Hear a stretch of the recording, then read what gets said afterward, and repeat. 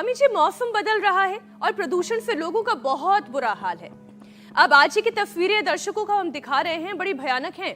Study ये कहती है कि दोस्ती जितनी गहरी है, जिंदगी उतनी ही अच्छी है। आप भी कहते हैं योग से दोस्ती कर ले। ऐसे में जिनकी दोस्ती अब तक योग से नहीं हुई है, उन्हें आप स्टेप बाय स्टेप आज योग सिखाएं और उनकी दोस्ती मजबूत करा दें।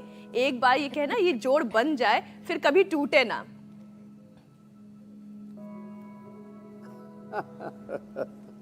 तो देखो, एक तो शुरुआत कहीं से भी कर लें, चाहे वार्म अप से कर लें, चाहे सूक्ष्म व्यायाम से कर लें, यहाँ से की, या फिर जो है चलो खड़े हो जाओ, अब तो सब स्वस्थ हो गए हो। पहले टेढ़े मेढ़े लचार पचार ऐसे होते थे, एंड बैंड बांगे तांगे टांगे पांगे ऐसे ही उल्टे पुल्टे हो रखे थे। तो यहाँ से शुरुआत कर ले। आंगे बांगे आड़े तिरछे टेढ़े मेढ़े ऐसे खटर पटर खटीचर पटीचर, तो ये सब ऐसा हो रखा था। अब लोगों को हमने ऐसे दौड़ा दिया है, कुदवा दिया है। एक तो ये, फिर एक तो ये कर लिया करें, दूसरा ये कर लिया करें, और फिर जो है देखो कितना अच्छा है, ऐसे कर लिया करें, ऐसे कर लिया करें। अब कितना अच्छा लगता है ऐसे। बोले बाबा जी इतना मुड़े तो ना, आपकी मरोड़ बढ़ी हुई है। मरोड़ गांव की भाषा में बोलते हैं, बड़ा मरोड़िया है। तो जो पहली बार कर रहे होंगे वो तोड़ तो सच मरोड़ में नहीं क्या कर पा रहे सबको होंगे। ठीक करना है, सबकी मरोड़ निकालनी है। इतना मुड़ना चाहिए, ऐसे मुड़ के यहाँ देखो ये सिर ऐसे लग जाए, ऐसे। अब ऐसे कहाँ लगे अभी साहब, बहुत दिक्कत है। कुछ तो ऐसे करते हैं, ऐसे ऐसे ऐसे ऐसे माँ खींची उड़ाते हैं। कोई बात नहीं, कहीं से शुरुआत तो करेंगे, ऐसे करें, और जिनसे पूरा हो जाए तो फिर पूरा करें, तेजी से करें, ऐसे करें ये। और कुछ नहीं हो तो अपना ताड़ासन तिरक ताड़ासन से कहीं से शुरुआत तो कर लें। शताधिक योगाभ्यास हमने पूरे हिंदुस्तान को सिखा दिया है, यहाँ से शुरू की। और मैं शुरू करता हूँ वात से।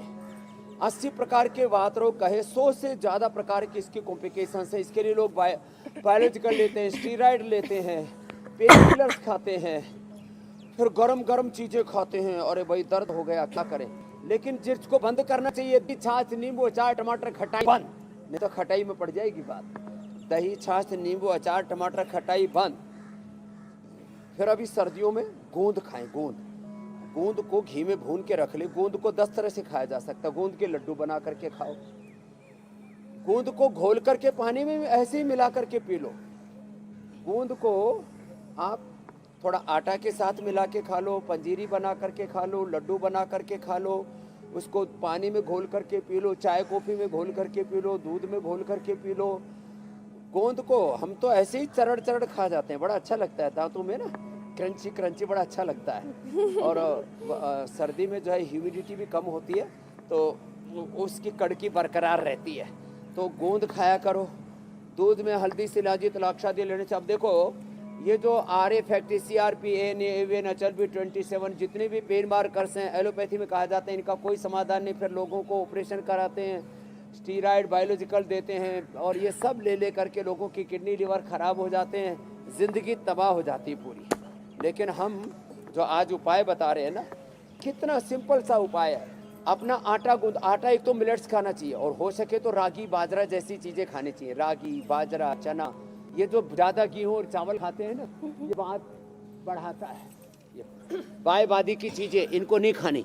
तो एलोवेरा और सहजना, इसका रस निकाल लो और उससे ही आटा गूंदो, और उसमें प्रोटीन की मात्रा बढ़ानी है ना। प्रोटीन चाहिए कार्टिलेज के रिपेयर के लिए, कैल्शियम चाहिए। तो चना, सोयाबीन, जो रागी बाजरा, ऐसे मल्टीग्रेन आटा खाना चाहिए, मिलेट्स खाने चाहिए, बड़ा अच्छा होता है। तो वात से अब आप घुटने नहीं टेकेंगे। वो आजकल तो लोगों ने ऐड भी बना रखे हैं ऐसे ही, बोले दर्द घुटने टेकेगा, और फिर वो जो विज्ञापन कर रहे थे उनके घुटने टिक गए। तो फिर नया लेकर के आए विज्ञापन करने वाला। तो हम ये विज्ञापन की बात नहीं कर रहे हैं, हम तो सत्यापन की बात कर रहे हैं। अब गोडे लोगों के बेकार हो रखे, गोडे की गिरिश घिस गई। अरे घी खाया कर 2 चम्मच, क्या खाया करो 2 चम्मच घी खाओ, गोडे नहीं घिसेंगे। अब तो कहते हैं बटर खाना चाहिए खाली पेट 1 चम्मच, या गाय का घी खाना चाहिए। जिनके पास पैसे का जुगाड़ ठीक ठाक है तो पतंजलि का खा लेना। नहीं अच्छा तो अपना स्वामी जी, जो है नारियल का तेल ले लेना, तिल का तेल ले लेना, 1 चम्मच सुबह सुबह खाली पेट, तो ये गोडे नहीं घिसेंगे। ये स्वामी जी खराब जी मौसम, मेरी बहन, प्रदूषण और बढ़ती हुई उम्र, इसकी वजह से शरीर की बायोलॉजिकल एनर्जी इम्बैलेंस होती है, मतलब ये भी एक कारण है। तो ऐसे में त्रिदोष को कैसे शांत करें, बढ़ती चलो हुई उल्टे ले। उम्र, और कैसे शरीर का ख्याल रखें कि लोग अपने शरीर की पहले तो प्रकृति समझ लें कि उनके वात प्रधान है, पित्त प्रधान है या कफ प्रधान है, तो इसका अंदाजा कैसे लगाएं? हाँ चलो अब मैं 3 का पहले उत्तर दे देता हूँ, फिर इसके कॉम्प्लिकेशंस बहुत ज़्यादा है। इन 3 दोषों के परिणाम फिर क्या क्या वो भी बताता हूँ। जब थोड़ी सी खट्टी चीज़ खाने पर, दही छाछ खाने पर, फूल गोभी खाई, मटर खाया और कुछ भी ऐसे राजमा खाया, जरा सी भारी उड़द खाया और शरीर में दर्द बढ़ गए। माने भारी चीज़ें खाने से, दही छाछ नींबू टमाटर खट्टी चीज़ें खाने से शरीर में कहीं पर भी थोड़ा सा अकड़न, स्टिफनेस बढ़ने लगे और टेढ़े मेढ़े कुछ होने लगे, कहीं से कुछ चीज़ें जॉइंट्स में शुरुआत होती है इसकी। होता है इसका प्रारंभ मूलाधार से, नाभि के नीचे प्रदेश से, और पूरे शरीर में फैल जाता है। वात शुरू होता है मूलाधार से, पित्त शुरू होता है पित्ताशय से, पेट के बीच से, और कफ शुरू होता है यहाँ गले छाती से। हाँ, तो जिनको जरा सी खट्टी चीज़ें खाने पर, भारी चीज़ें खाने पर शरीर में स्टिफनेस और दर्द होने लगे तो समझो वात प्रकृति है। और जरा सी ठंडी हवा चली, छीकम छीक और जरा सा भी ठंड सी आ रही है और उनकी नाक बंद हो जाती है, नपीरी सी बंद हो जाती है, फिर कोई नए नए स्वर निकलने लगते हैं, तो समझ लो कफ की प्रकृति है। और जरा सी गर्म चीज़ खा ली, जरा सी ठंडी और जरा सी घी वाली चीज़ खाई और जरा सा हवा लगी और नाक बंद हो जाए, कफ कोल्ड हो जाए तो कफ प्रकृति। और जरा सा गरम मसाला, कुछ भी गरम चीज़ खा ली, यहाँ तक कि बाजरे की रोटी खाई, रागी की रोटी खाई, थोड़ा हल्दी ज़्यादा हो गई, थोड़ा सा दूध ही गर्म पी लिया, कुछ भी गरम मसाला ही खा लिया, थोड़ा चाय पकौड़ा खा लिया, कुछ भी खाया जरा सा, तो एकदम से जलने लगे तो समझो पित्त की प्रकृति है। किसी की वात, किसी के पित्त, किसी की कफ प्रधान प्रकृति है।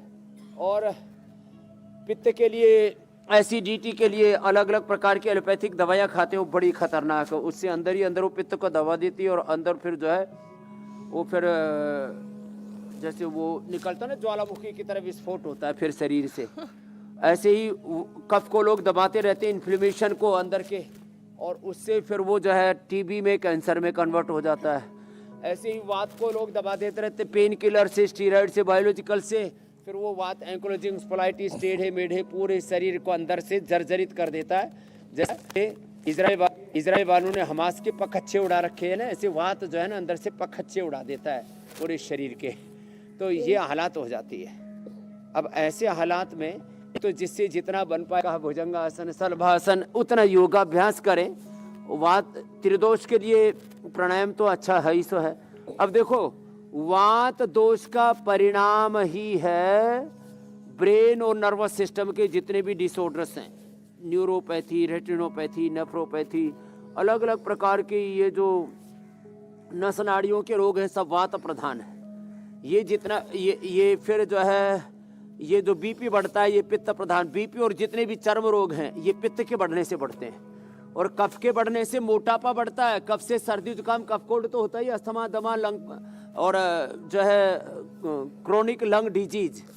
हाँ, लेकिन कफ बढ़ने से मोटापा बढ़ता है, कफ बढ़ने से प्रमाद बढ़ता है, और कफ बढ़ने से गांठें बढ़ती हैं, कफ बढ़ने से फिर कैंसर बढ़ता है। ये इसलिए इन सब, अब कफ बढ़ गया इसी से थायराइड की प्रॉब्लम होती है लोग, कफ बढ़ गया इसी से मोटापा होता है, पित्त बढ़ गया इसी से दुबलापन आता है।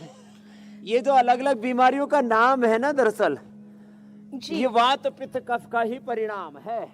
अब इन 3 को कंट्रोल में कर लिया तो चलिए एक एक करके स्वामी जी तीनों को कंट्रोल में करते हैं। नहीं किया तो फिर कंट्रोवर्सी में फंस जाएंगे। तो स्वामी जी